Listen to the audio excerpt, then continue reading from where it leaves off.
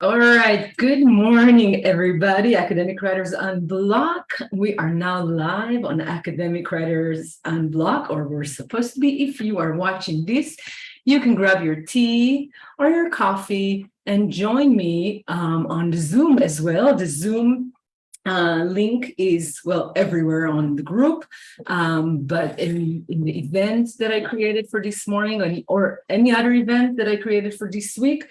This week is today's July 12th. We are doing 3 events. Today we have this morning session. It is now 10 a.m. Well, it's 10:05 on the East Coast in the United States. We will be sharing some of my best, most time-tested, self-compassionate time management tools. These are the basic tools anybody that works with me in workshops or one-on-one or any combination thereof. I teach them these tools, but as always, the secret in the tool is in the shift of your mindset.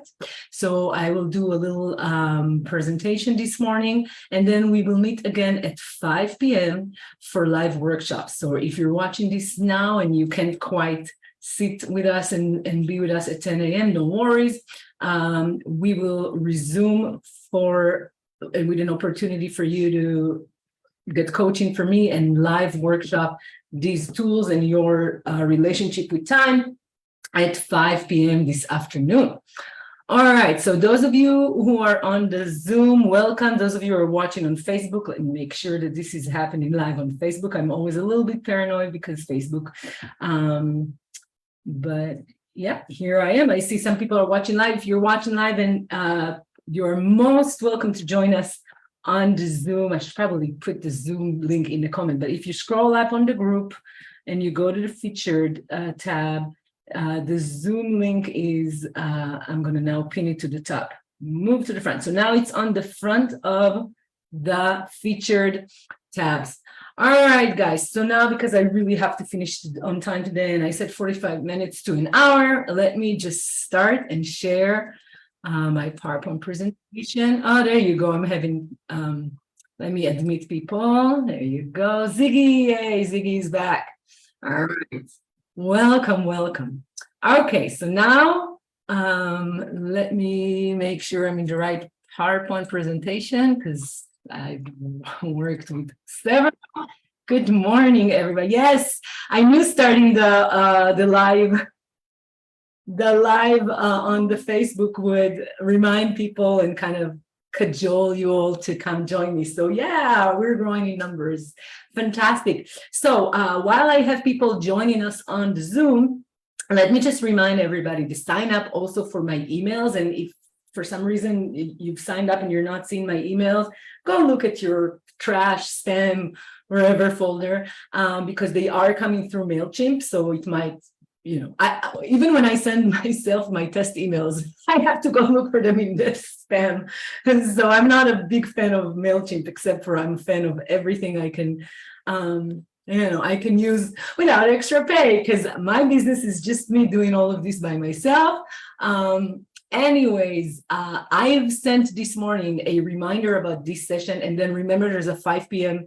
follow-up live workshop, but I also sent the links to rewatch the sessions from yesterday. So we had a fantastic morning session yesterday where we talked about unblocking and talked about understanding writer's block and how to unblock. And then we had a really nice, and thank you to everybody who joined. We had a lively, lovely workshop where you guys could really see what it looks like to be in a workshop with me and how we workshop as a verb, those different tools. And throughout the day, what you could have seen is you can have the best tools. This is something that I can also use as a beginning of today's topic. Time management tools. You can read all the books about managing time and you can become a certified robot in I will do this and that. If you don't shift your mindset, that's not going to get you unblocked.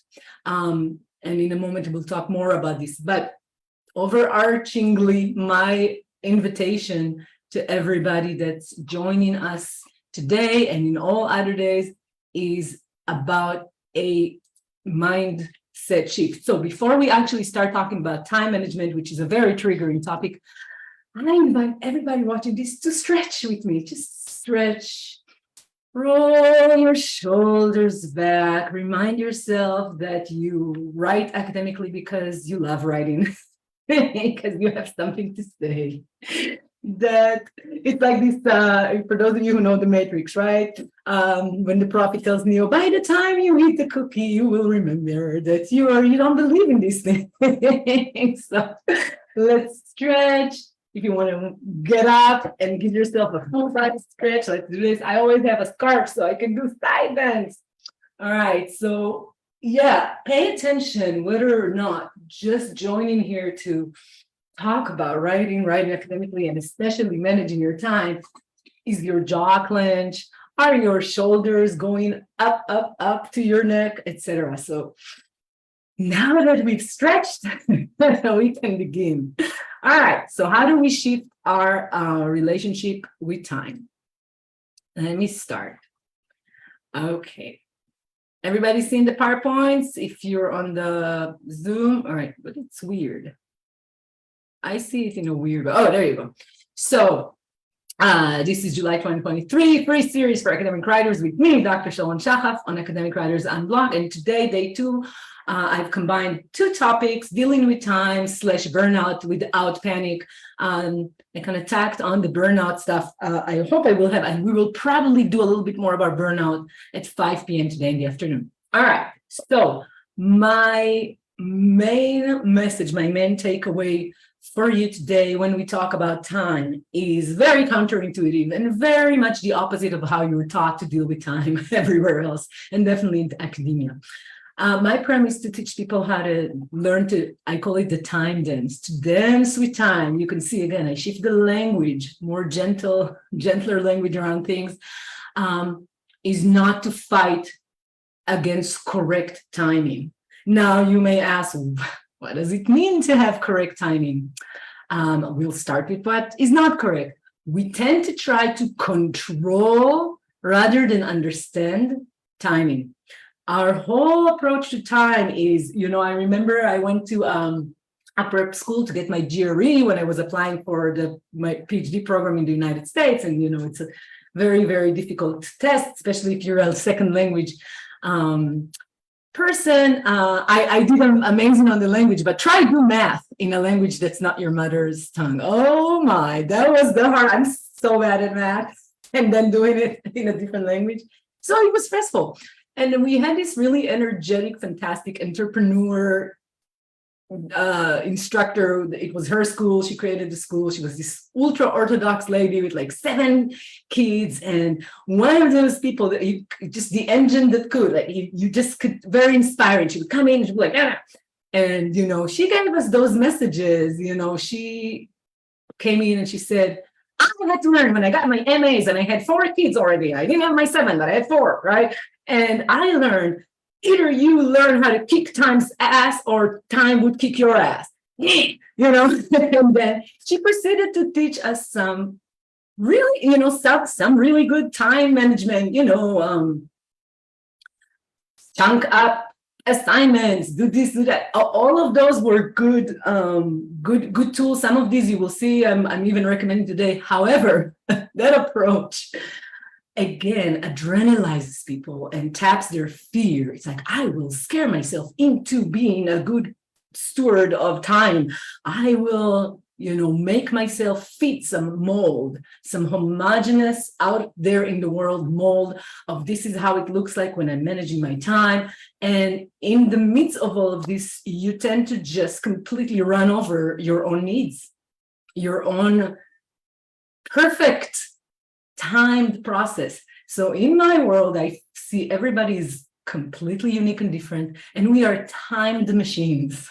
We have our own dance, we have our own inner rhythm, we have our own pattern of rest and recharge, and then we have our own moments of being able to rise to the occasion and get, in the more manic flow.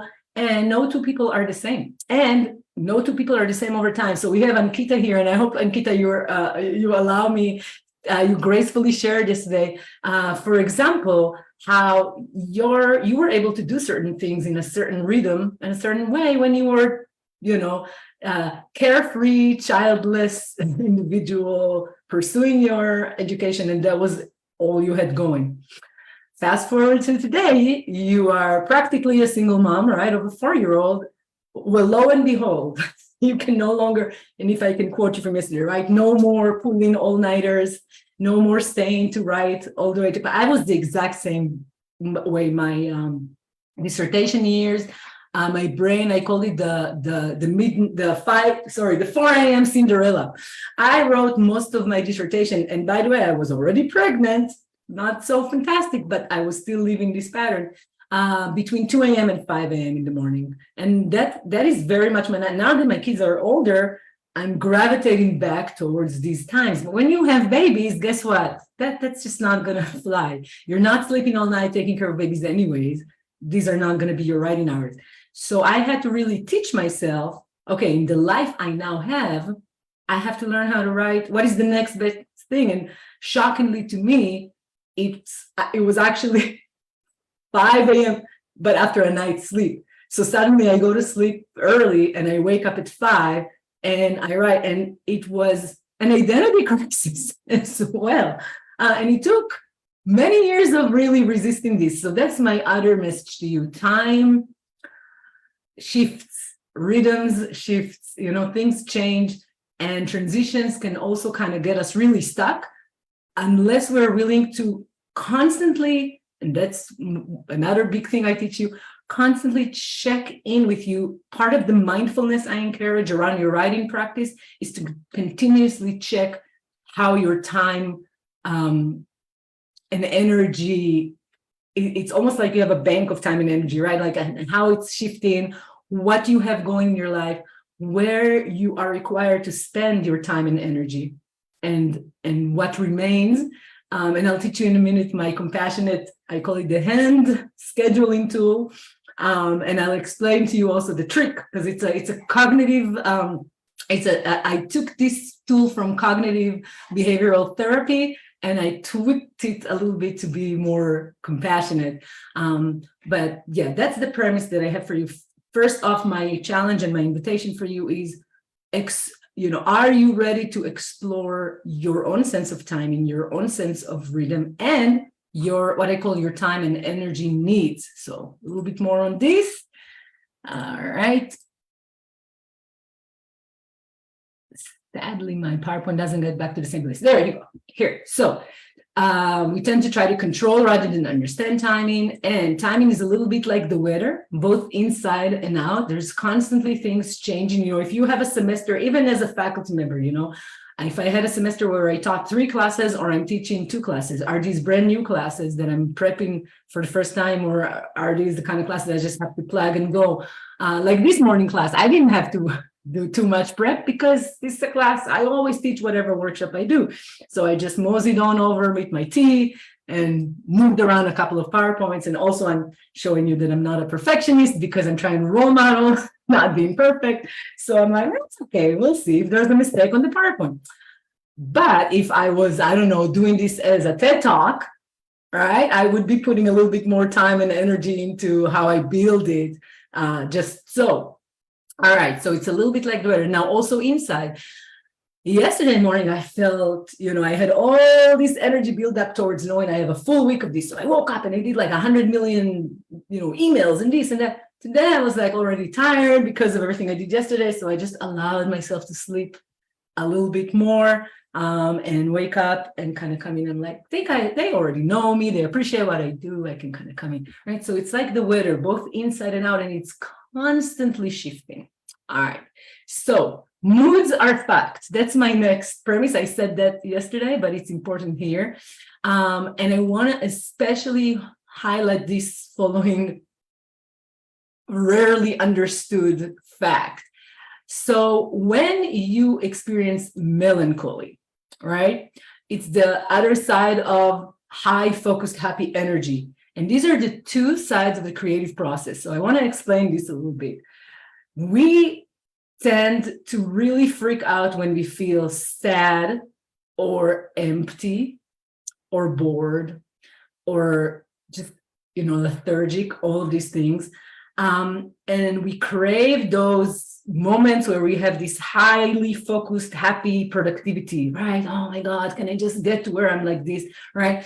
But in fact, let me teach you a little mantra or meditation. It's really, really simple. So go ahead, lift your hands and go, oh, good, I'm feeling sad. Oh, good, I'm empty. Oh, good, I feel like shit. And why do we do this? First of all, to see the humor in the situation, but also, please understand that, think about something like, you wake up in the morning, you go to your coffee shop, you play a song that really makes you feel this romantic sadness or some sort of like even depression, right? And it kind of comes over your body. But what do, right? If somebody makes us laugh, we let laughter just go right through our body and we go, ah. But when we get sad, we clench instead of letting beautiful, lovely sadness or even emptiness go through our body and just let it go at the end, right? But the happiness and the sadness are the two sides of the same process. And the melancholic energy is actually, in fact, only a problem if we fight it, or we think it's a problem, or we think, oh my God, we freak out. Then we clench, we don't let it go through our body. And when melancholic, and I invoked that listening to, think about a song that is like raises sweet sadness in you. That's the kind of melancholy that I'm talking about. And every melancholy can lead to that kind of melancholy. It's inspiring. It can inspire deep feeling in you, deep emotion. And we're just, especially in academia, right? It's very logical. We're trying to be scared about that, to feel threatened that, I don't have time for this. And so we just try to control ourselves to be in that happy, productive place, even if we're not happy. But if you're sad, if you had a fight, so, I remember, again, going back to my stories of my stuckness days, I would drop off my kid, my older kid, right, who was maybe 2 or 3, at school. And it was enough for, that child to go, I don't want to go to school. And I would be devastated. That's it. Done with the day of work, because I would go to work and it was just, or, if I had a fight with my husband or whatever it is, right? And I would be like, that's it. The day is ruined. Now I'm sad. Oh my God. With time, I learned to just, all right, this was the morning. I'd phone her teacher who would say, she's happy playing, send me a picture of her.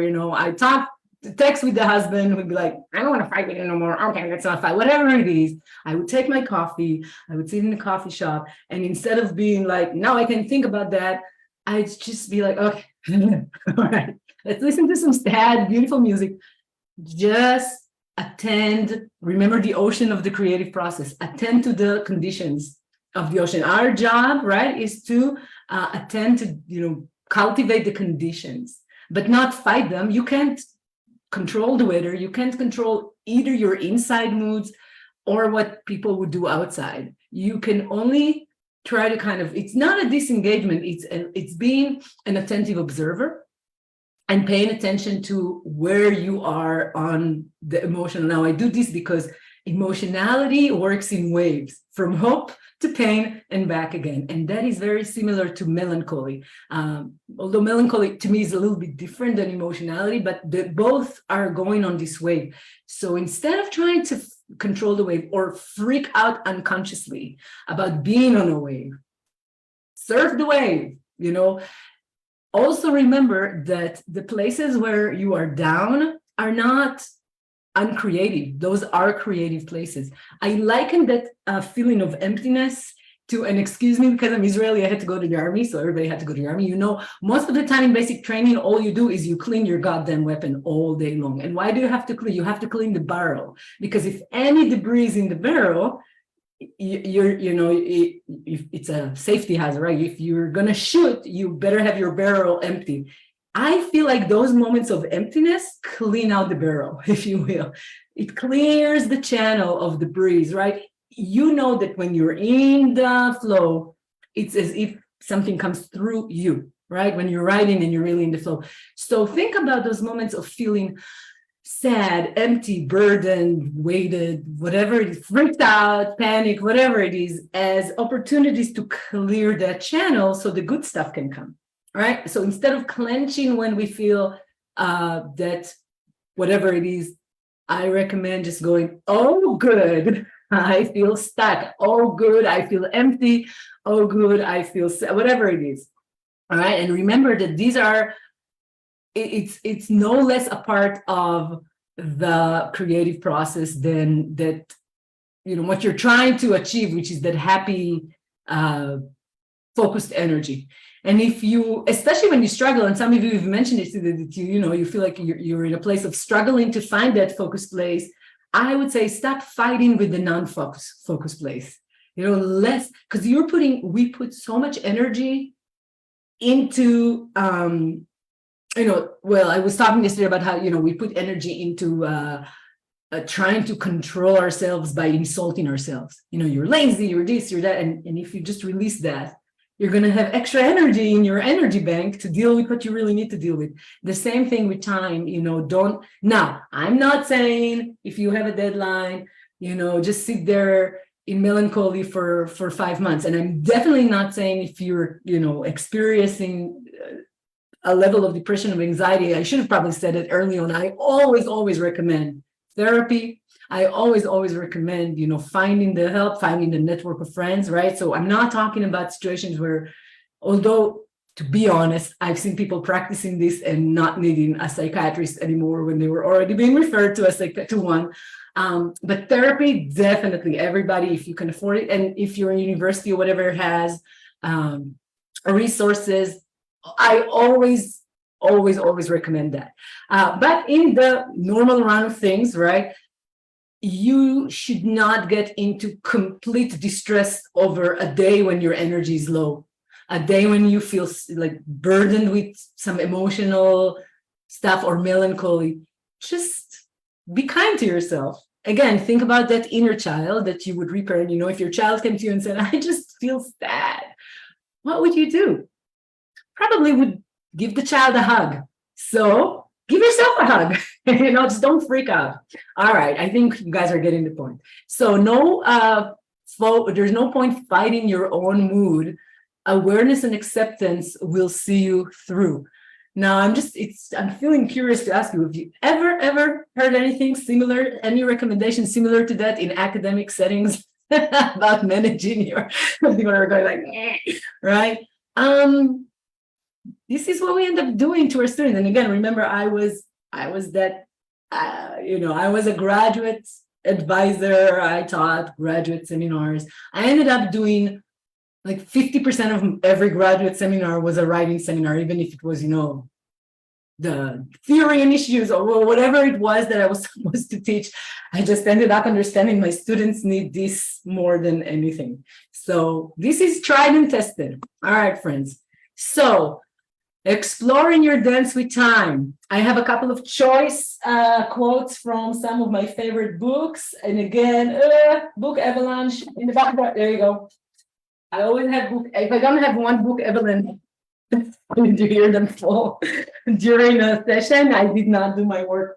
All right. So Luis de Salvo, and let me stop the share so that, and I'll Ankita asked for more time to write down the names of the books and the authors. So Louise de Salvo, she is an incredible writing teacher. She sadly had passed away. She also wrote a really fantastic book about healing through writing and healing and trauma, healing physically and healing from trauma through writing. I have it somewhere, but not here. But check her out, Louise de Salvo. She taught writing in, look at her.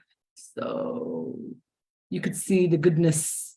All right. So she's one of my writing divas and goddesses. All right. The Art of Slow Writing, a Reflection on Time, Craft, and Creativity. It's such a fantastic book. It's also well researched. So it's basically stuff that she, did with her students, but also it's based on a close study of some of the best authors ever, like Virginia Woolf, Zadie Smith, so all the new, really, really good book. I really recommend it.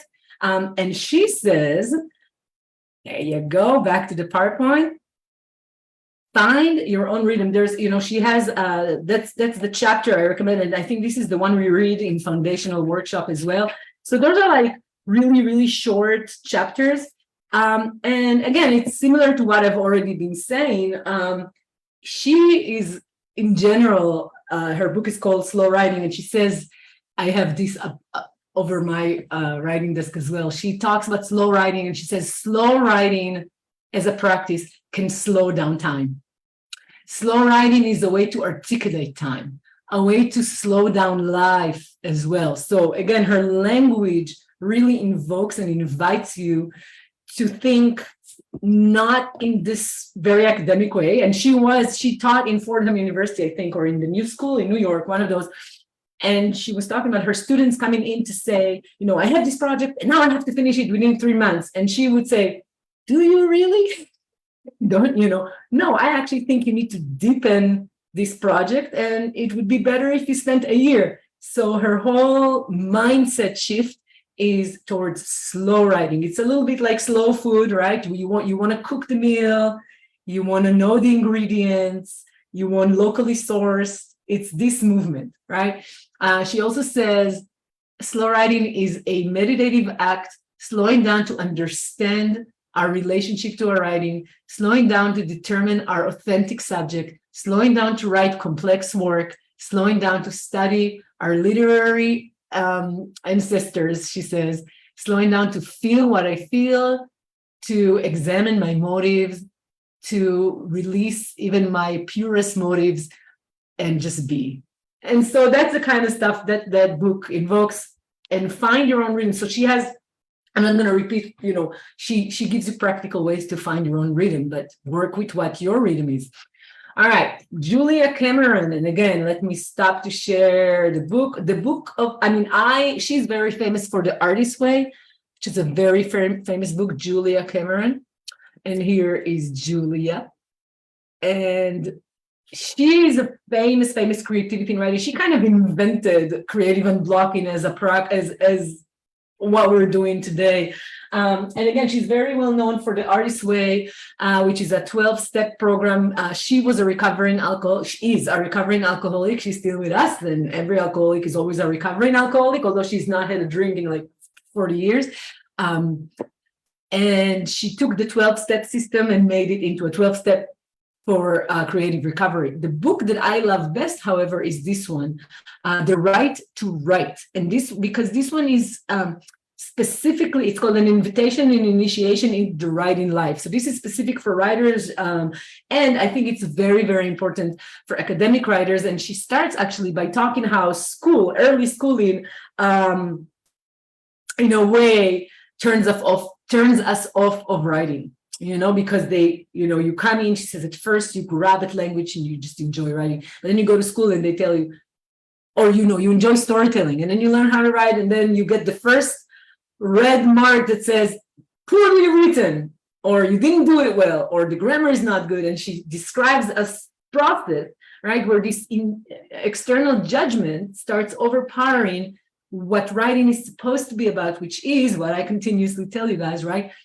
You have something to say, right? You want to communicate something that you have to say, and you can get it to be as perfect as it needs to be after various drafts and over time.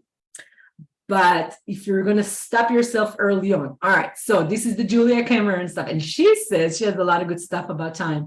The timeline. She says that find time. Being obsessed about time is actually being obsessed about perfectionism, right? If you think that only if you had every, day just for that. And by the way, there's nothing more humbling than a faculty member fantasizing about the time that they will have to write endlessly, and they get a sabbatical. And this is when they hit on my door because they realize just how blocked they are, because suddenly they get the time. And this is the timeline, right? If I only had the time, and then they get the time, and they have to kind of face up to the fact that their block is not about, I just don't have enough time. It's something else that was hiding under that. So she says, find time for writing in the life you already got. You don't need a different life, and grab for time. And this is some of the tools that I will show you today teach you how to do that. And then Annie Dillard, who's, her book, The Writing Life. I have it here, but it's just, I think I've just overused it and it's falling apart. But I have 3 by Annie Dillard, so I can show you Annie Dillard. And the name of the book specifically about writing is called The Writing Life. This is a collection of 3 books from her. So Annie Dillard, for me, it's showing up as a mirror, but all right. So Annie Dillard, The Writing Life. And she says, how we spend our days is, of course, how we spend our lives, which can be depressing and humbling if you think about your days, right? And that's not the intention. It's an invocation.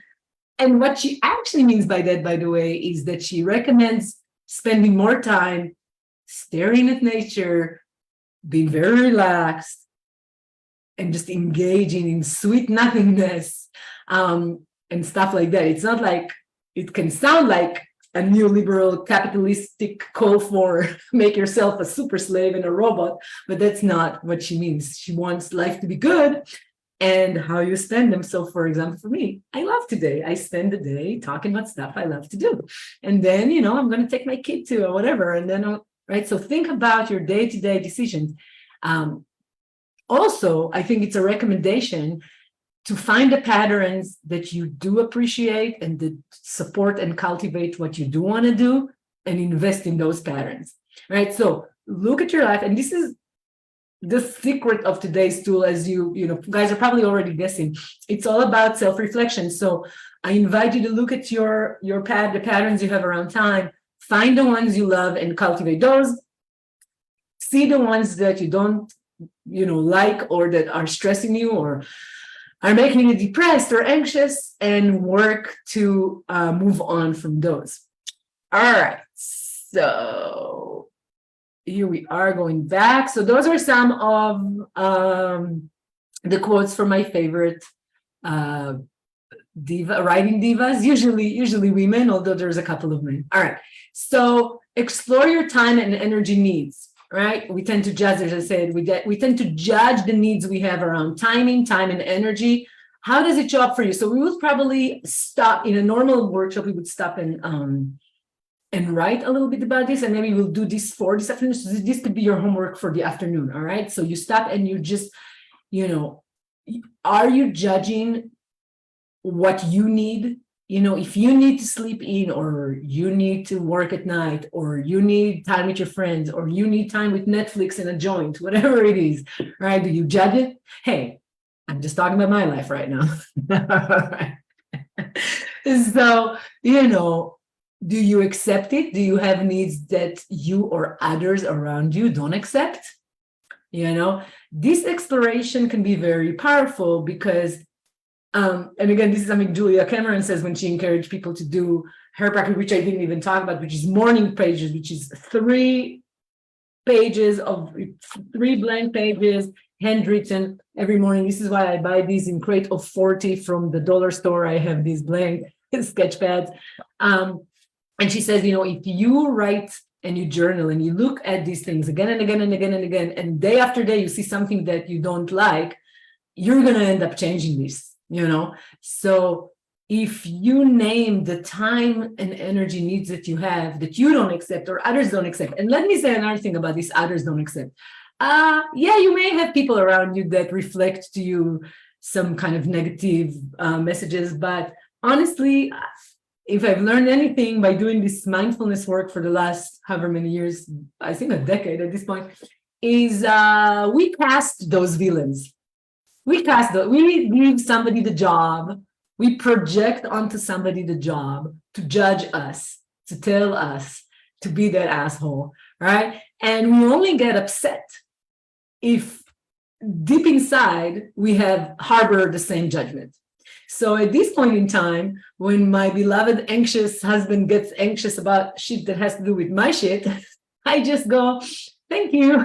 I appreciate that you are concerned. I'm just going to keep being in my lane, doing my thing, because I'm able, right? Or my mom or anybody that just, because people would lovingly, would be in your life for 5 minutes and go, oh, no, you should do this, you should do that. Why aren't you up at, right? I go back to my parents' house and it puts you back into this, like, I'm a 5-year-old again and people are telling me what to do with my time. So thank you, but no, thank you. But if you don't have a receptor, right? If you don't have a receptor for that hook from outside, it's not going to wreak the damage and havoc on you that it otherwise would. So as long as you, right? So I like that receptor metaphor, right? So as long as you're aware what your weaknesses are and you've worked to own what you need and own what it really looks like for you. And this is the next question. I don't know if it's on the PowerPoint, but I would give you that question.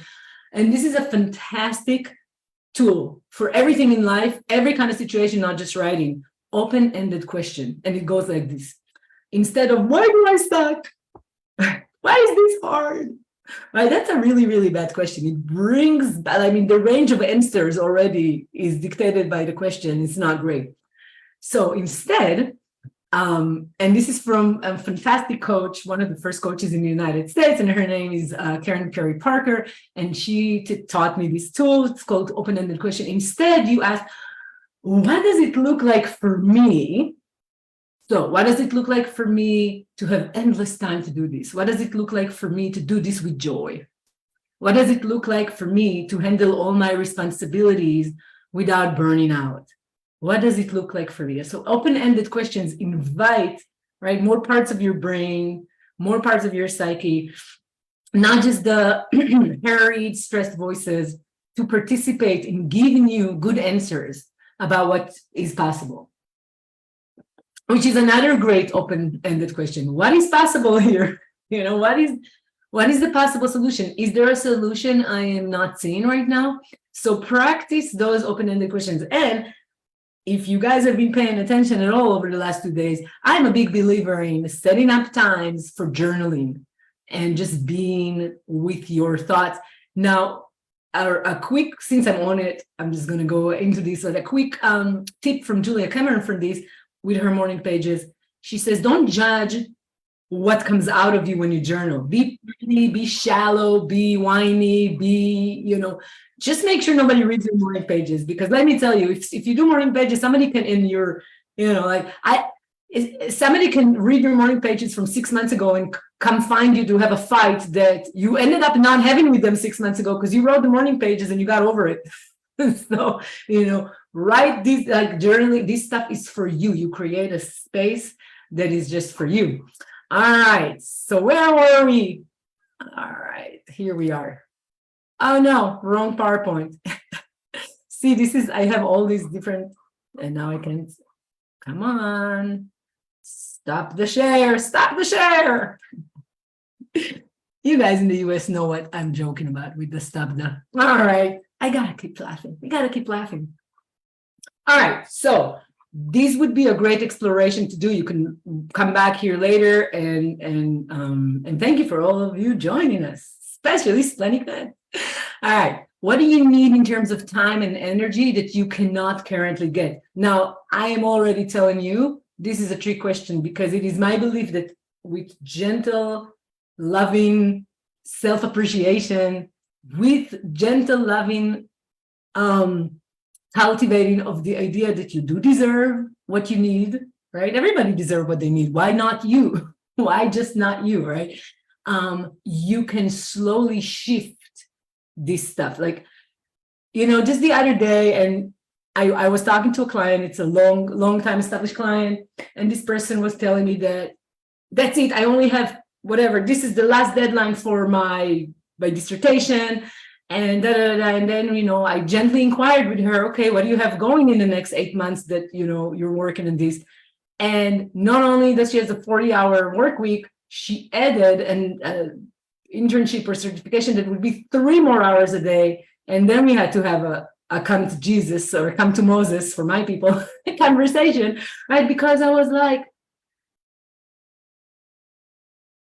Well, if you need time to write your dissertation and you have 8 hours a day where you work and 3 more hours where you're supposed to do this, and then you have to eat, you have to poop, you have to shop for, sometimes you have to go to a dentist, right? You've made choices here that do not support what you tell me you value. So I wish I could tell you this is a rare occasion, but in fact, this is something that I see time and again. When I first taught the tool I'm about to teach you in a workshop I taught here in town, I'm in Decatur, Georgia, which is a really writerly town, and there was a writer studio, and I taught it there. I had somebody come in the first week and say, I didn't do anything I said I would do. And turned out she had a conference and she had to travel for the conference. She was not even aware that she said, I'll write 8 hours a day. One of those days, she was going to go to the airport and travel for 4 hours.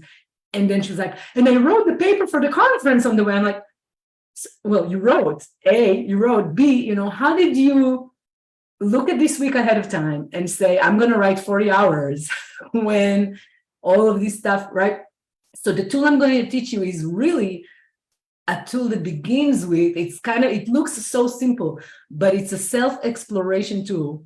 And it's actually meant for you to first find out and burst the bubbles of your time delusions.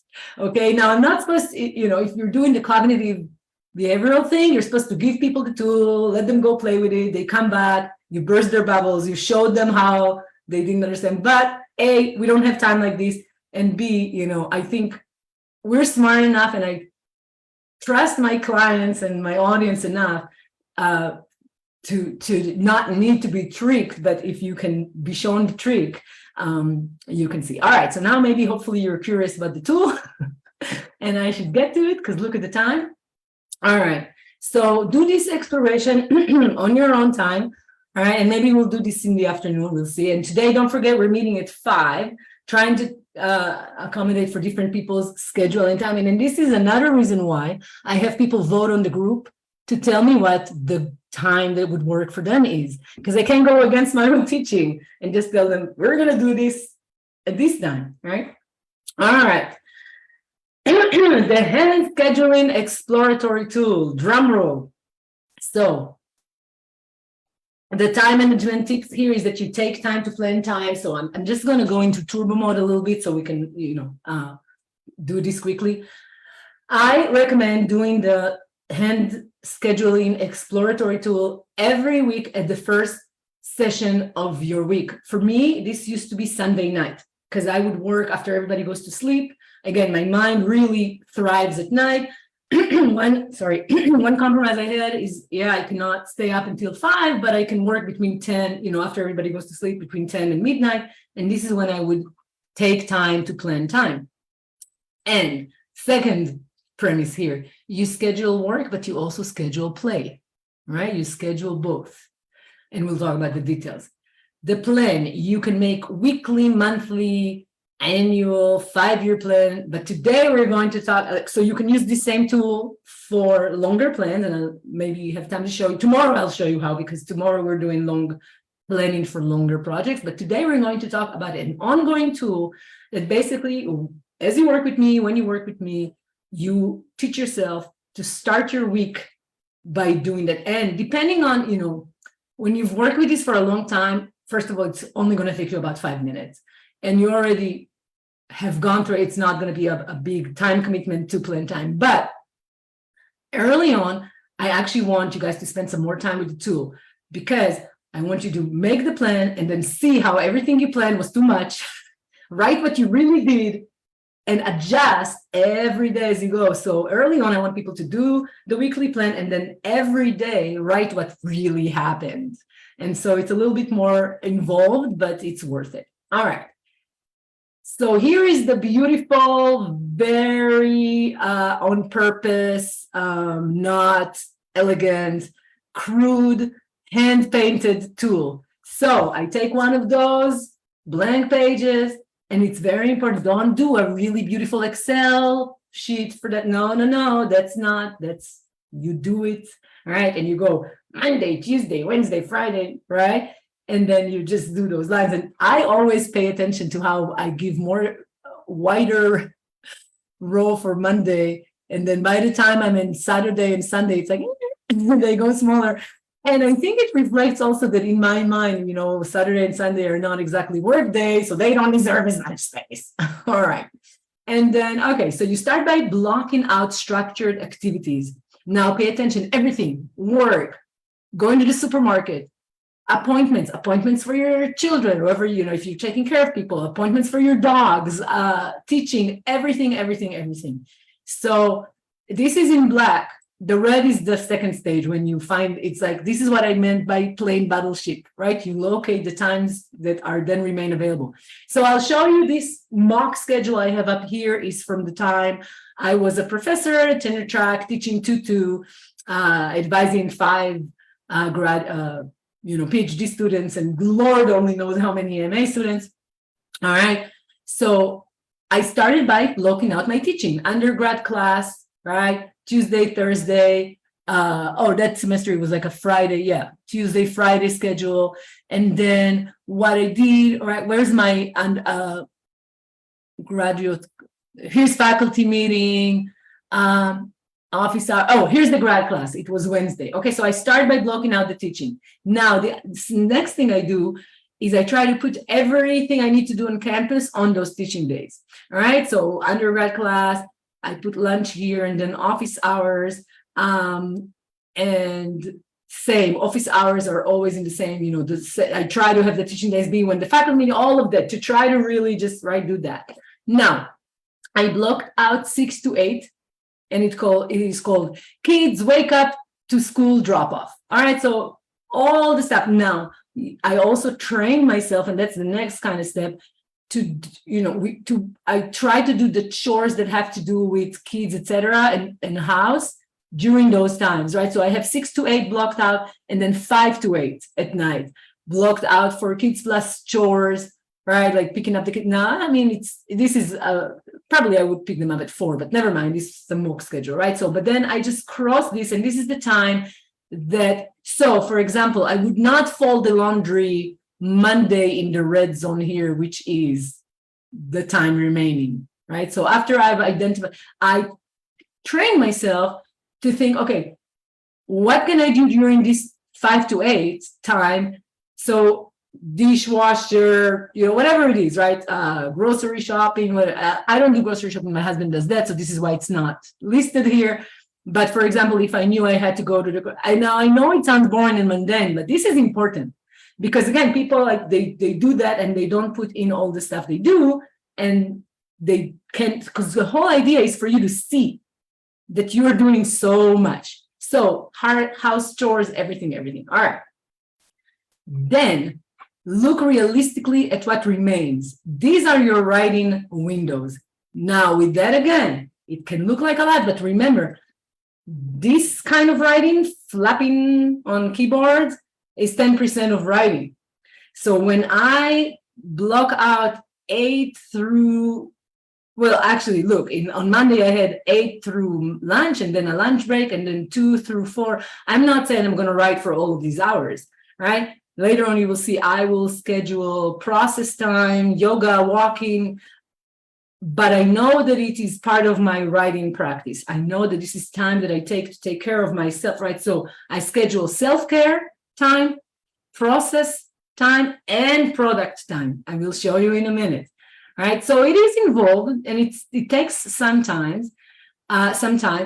It also will teach you a lot about the kind of person you are with time. So, I just spend some time. I'm going to stop sharing. Are you guys still looking at this, or can I stop sharing? All right. I spent some time with a friend when I was in Israel. She's the kind of energetic person that can do a million things a day. She lives in a remote place. She has 2 kids, and they have activities, and they're Olympians. And she, and it was amazing to see her. She was able to also host me in her house and 100 other people, and go show me the best, fountain up north in Israel. And something would just click. She's like, now I have to go home and take my younger son, and we have to make pizza for 30 kids. And she was just seamless at this. But then I told her about this tool. She was like, I have to have this tool. I said, I don't even know that you do. But, for those of you who are in human design, this was a manifesting generator with almost all the same. This is for Splenic Nets, who's from my human design world. Anyway, like just a beast, a person that has this energy available and has this time that she just knows, right? I will tell you where it got into trouble with informing other people, because I was like, why are we going now? I mean, we just got here. And then suddenly she's like, no, it's time to go. And, you know, you're just lagging alone. And then, oh, because you have to make pizza for 30 people, right? So that was the challenge, is more about informing other people. But she held everything in her head and was able to jump in between these activities. But she got exhausted from it. I mean, and I told her about this tool. And she's like, I have to practice this tool because it gets exhausting. Most people can't really maximize time the way this person is able to do it. So by really just gaining, and again, insight, not control. The tool is meant to gain insight about your time, not control over your time. All right, moving on. So we were here. So you draw this beautiful thing, and then what you do, see, now this is the second stage, right? You can look that I filled up the inside the red windows, right? So you also, okay, this continues, like, right, you put in here, when are you going to grade? When are you going to prep? When are you going to do service, right? So for example, look at Tuesdays. I decided I'm going to, Monday morning, I'm doing process time and then product time and then write, and I'm putting something very specific, write proposal for upcoming conference. Okay, so this I do Sunday night. I kind of loosely decide what I'm going to actually do for my writing. And by the way, guys, I said upcoming conference proposal because these come really easy to me. So I start with like Monday morning, I'm going to start with something that's fun and easy and also has a deadline, right? Okay, it's time for my annual conference. So I picked that as my Monday morning thing to write, right? And then after lunch on Mondays, I would do all the weekly class prep, everything. And I trained myself slowly over time during that semester that I don't want to do it. I don't care to do it. I'm not interested right now in the class I have Friday, but this is my time to prepare everything. So I go through the PowerPoint. This is not my natural inclination, okay? Please, my natural inclination is to wait for the last moment. But then if you look at the last moment before, for example, my grad class, before grad class, I had faculty meeting, but before my teaching day, I actually am able to write, draft for something, and then go teach, right? Never mind, right? The point is you start kind of setting up the times where you're going to do the stuff that you know you have to do, and maybe you want to do it, and maybe you don't want to do it. Now, it's not the end of the world if you end up not doing it. And I'll talk about this in a moment. I really try to plan for redundancies. But let's look at what I put here, right? So in the morning of Monday, I put process time, then product time. And process time could be me doodling and listening to music, or taking a walk, or doing some yoga. And then, product time is all the things that you actually are involved in making a product in the world. But this can be going through research files. It depends on the stage. Tomorrow, we will talk about the stages of the process. So your product time, let me stop and emphasize this. Your product time is not going to look the same early on in a long project as it's going to look at the very end of a long project, right? So you have to be very realistic about, and this is why I have people write specific things. Like, I'm going to write a 300-word abstract for a thing, or I'm going to, Ankita, back to what you were saying yesterday, I'm going to read this article. Right? You make a decision before, however. Yes, I will read these resources and I will write a paragraph summary of each one so that I don't go back to read them another time. All right, so you really decide what it is and you go ahead and you do it. Okay, so you create time sanctuaries. So the red dots are time sanctuaries. Now, even if you sit there and you're stuck and you're not writing in the way you thought you would be writing, you show up, right? So when you say it's your writing time, you're at your desk. I don't remember the name of this, one of the old dead white men who said, Yes, we have to wait for the muse, but the muse knows I wait for it at 5 a.m. at my desk. It's like I have to wait for it. It may not come, but I trained it to know I'm at my desk at 5 a.m. Right. So this is this creating the time sanctuary, creating the times that you will be at your desk, working, writing, or if you're stuck, showing up to do the kind of work I've taught you yesterday. Checking in with your body. Am I anxious? Do I need to get out of fight or flight? Am I not inspired? Am I burnt out? Do I need to take a walk and not think about this for a minute, but I am taking a walk, not thinking about my writing, knowing it's part of my writing routine, etc. All right. You combine this system with what I've taught you about product time versus process time. And again, I know you didn't get a thorough education in that. Of course, I'm trying to go over stuff that I do in my entire workshop over 3 days here. So obviously we talk a lot more about this in workshop, but I will remind you and recommend this book for, she's the one who comes up with Roseanne Bain, Around the Writer's Block. She gives you the process time versus product time versus self-care time and how to schedule, and she also, this is like a schedule just 15 minutes and commit to only 15 minutes to trick your resistance. So I definitely recommend this and we work with this. By the way, I never recommend any system in a homogeneous, like you have to do the system as she says, do it this way, or as I say. I give people a lot of tools because going back to what I said early on today, everybody's different. Everybody has different needs. So, any kind of system that will come out and say, you all have, except for the system that says everybody has to tailor this for themselves, right? I don't subscribe to there's the one way. This is why, I have all these books. They have similar systems. They can be a little different. Read them. Take them as lenses, right? As ways to look at your process, as key points that you want to address and tailor your own. Basically, my whole system says you need to spend some time thinking about these things. You need to consciously spend time thinking about your writer's block, your level of inspiration. If you do need to do something like that, then you need to spend time thinking about your time. And the next step is we talk about style and craft, and we spend time thinking about style and craft. And this is where it gets really fun to be in workshop because people bring their own projects, their own dissertations or books that they're writing. And they are writing and they do a lot of writing during the workshop, although we work on these other elements because things free up because suddenly you have a community supporting you and a lot of the energy you spend just spinning in your anxiety, you don't spend on that anymore. And this is why workshop is fantastic. And guys, we're sold out on the early bird special, but if you need a discount, I am always here for it. So let me know. All right. Making progress on enrollment there as well.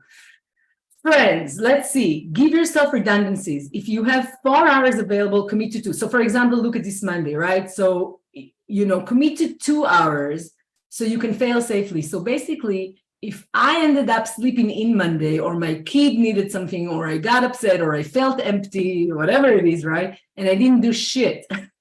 Then see Wednesday, there is this blank red one that's just left in the morning. This is the redundancy pad, right? This is where I land if I didn't do Monday, right? I wanted to do 2 hours Monday and 2 hours Tuesday, and I did 0. I'm going to try to do at least 1 or 2 on Wednesday, right? That's the idea here. You leave yourself time to do it. Now, originally in the cognitive behavioral tool, what you're supposed to do is you're supposed to commit to a number of hours, and then if you worked that number of hours, you're not allowed to work anymore that week. Right? That's one of those tricks in this tool. I remember when I first practiced this tool, because at first you go, I'll write 40 hours a week. You can't do that. The next week you say, I'll write 30 hours. I had a friend who managed to finally break through her paralysis when she said, okay, I'll commit to 45 minutes. And she was able to do that. And then she built up from that, right? So for high achieving individuals who always think that more is more and not less is more, this tool can also be this. It's like a week after week sober realization that no, you cannot write for 40 hours a week. Or you did write for 40 hours a week and you ended up dead, and the next week you wrote 0 hours, right? So you try to use this tool as a way to find what really works for you. But yeah, initially, so now you may understand better the story about that conference. So this lady comes the first time, she does the whole thing. She doesn't even write, go into the airport Thursday, or the day before, I have to put all my stuff in dry cleaners and cook meals for everybody because I'm going to be gone for 3 days. She doesn't write any of these things. And she comes back the week later and she's like, it didn't work because I said I would write for 40 hours. And I'm like, it worked. This is working. This is how the tool works. Goodbye delusion. You see it now. No, you were not ever going to write for 40 hours last week. And then she didn't even count that she was writing the conference paper on the way. I was like, how many hours on the plane? She was like, 4 hours. How many of those did you write? Maybe 2.5. So you actually did write for 2.5 hours, but she didn't even count it. So you start seeing your delusions and how you're just not fully aware of everything you do with time. All right, so this is the tool. Let me see if there was more that I wanted to highlight here. I mean, I know I did, but I know. Listen, we will be workshopping. What I want to invite you guys to do, and hopefully you guys can participate at 5, is maybe try putting one of these together for yourself, right? So remember, it's really simple. You start by blocking out the structured activities. Now, another thing I want to say that I didn't mention, right? What this tool allows you to do is just like nobody, my mom, my kids, my aunt, they could not ask me anything Wednesday at 1. Why? Because I'm teaching my grad class, right? Even if they call, my phone's going to be off. Same goes for your writing time. This tool allows you to tell your boss, even, right, the chair, no, I cannot do the meeting. I am due at the page. And if they're shitty, toxic, horrible people, you just say, I have a root canal. Doesn't matter, right? But you're due at the page, right? So by blocking out the structure activities, seeing like Battleship, right? It jumps at you the time that you do have. It allows you to deepen your commitment to that time. And you can communicate to everybody around you what that is. So that's the next one. The next, I think, slide also is, no, it's not, this is one after it, but it leads to a very important thing, and we're not going to be able to do all of this today because, again, we do this in workshop, is really looking at what you have going in your life that is self-sabotaging or sabotaging by proxy, right? Like if you need time alone at home, but everybody's always at home and they never leave, and you never ask, hey, can I get a morning alone at home? That's a problem. So you can start actually finding out those things, right? Your time and energy needs also mean, or, do you need to go and sit in a coffee shop or a library because you need the energy from other people buzzing around, but in a way that's not interfering with your thought process? You might need that. Like, what do you need? Are you giving yourself what you need? So part of what you're exploring with this tool is not just, okay, this is the time I have and I have to commit, but how do I maximize the time I do have to give me my time and energy needs? What do I need? Do I need to be completely alone? Do I need to be with other people? Do I need, if my kids are at home, do I need to bring a sitter and not feel guilty about it and go whatever, right, to my office? All right, you guys are getting it. So I'm not going to get to the 15 minutes, but the idea is you keep the commitment small and first. And then if you begin to struggle, or if you begin to struggle, you go back to only committing to 15 minutes a time. And that's a very common tip. And then it creates a habit I'll give you my tip on that. So what I actually do is I tell people, sure, schedule for 15 minutes, but always schedule it in a red square that has an hour. So schedule 15, commit to 15, but schedule it when you also have 2 or 3 hours later, in case the 15 minutes led to more time, right? You definitely don't want to be, you commit to 15 minutes, but you really don't want to be in a place where you started the 15 minutes, you got into it, it worked, and suddenly it's all done, and you have to go to the next activity. All right. I'll just jump to this one because this is the one I want to show you. So managing interruptions, very, very important. And I'll finish with this. And today we will workshop this at 5. So I love these two. I mean, I know those are like stock footages from Google, whatever, but I love the contrast between these two, where it's the same kind of idea of the goddess, right? With the many hands. And one, we have a lady that is not managing interruptions well, and she doesn't know how to say no to things. And that's very much your quintessential academic person. And you think you have to say yes to everything. Let me tell you this. Nobody respects the person that says yes to everything. It's kind of funny. We come in, and especially women and people of color and marginalized people come into academic departments, and they think they have to say yes to everything. But actually, if you say, I'm sorry, but I'm not going to finish my book this year, if I say yes to this, they will respect you more. They might still punish you and not give you tenure because you're a strong woman. Sorry, that happened to me. But that's also all good, all right? But in the long run, the people who get respect are like this lady down here. Everybody's asking her for shit, but she's like, I am in my bubble. Okay, so be like this lady. Don't be like that lady. All right, so learning how to just say no, set boundaries for everyone in your life, everyone, including yourself, by the way, right?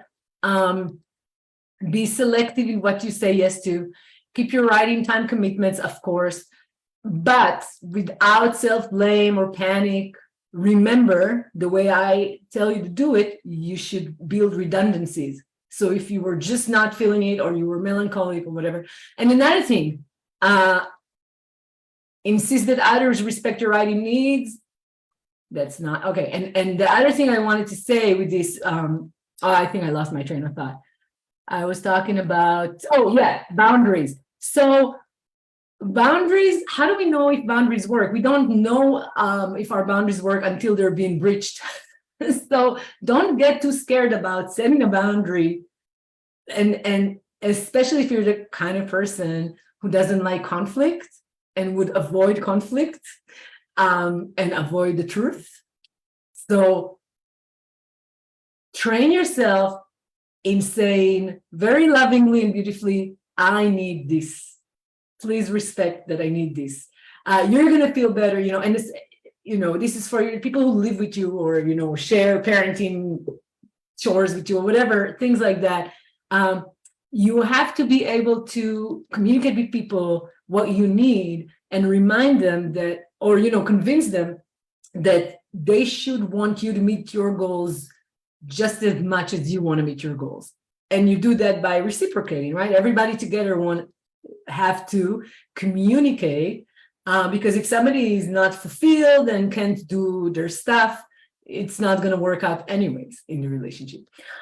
All right, my friends. So we will meet at 5 p.m. today. I hope that many of you are able to, and I know, Ankita, this is a very, very late for you in India. It's going to be like, probably you're going to have to sleep. So, but we will, and you guys can actually, I'm going to stop the Facebook now, but if you want to workshop this a little bit here, you can stay on. But other than that, I'll see you at 5, and come ready to workshop your time and energy needs.